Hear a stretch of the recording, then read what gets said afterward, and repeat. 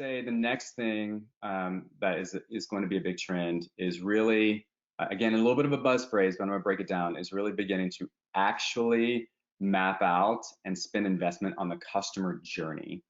And the reason is because that's such a buzz phrase, but what we did at SalesLoft, and I'm incredibly proud of our team, and it was led actually by Sean Fowler, who leads our sales enablement team.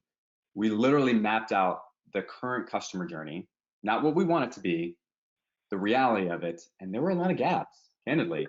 And so we did that for about 2 or 3 months. He did a lot of cross-functional meetings, little customer interviews, and then we spent some time mapping out what is it that we want it to be or that our customers need it to be.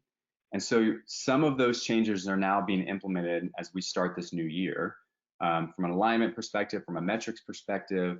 And so if you haven't really taken a strong look at where your customers are fit, where your communication with customers are failing, where the handoffs are failing,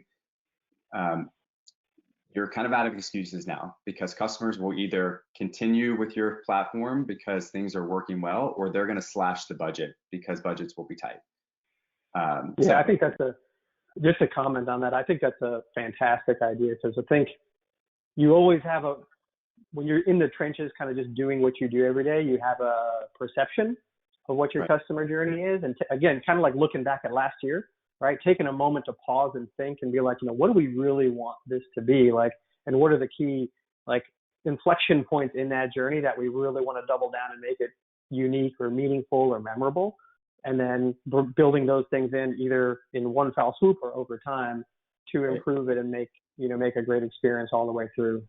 That's right. And really, for all those that are listening and it seems overwhelming, don't let it be overwhelming. Literally map it out by stage, write out what they experience, and then you can continue to iterate. And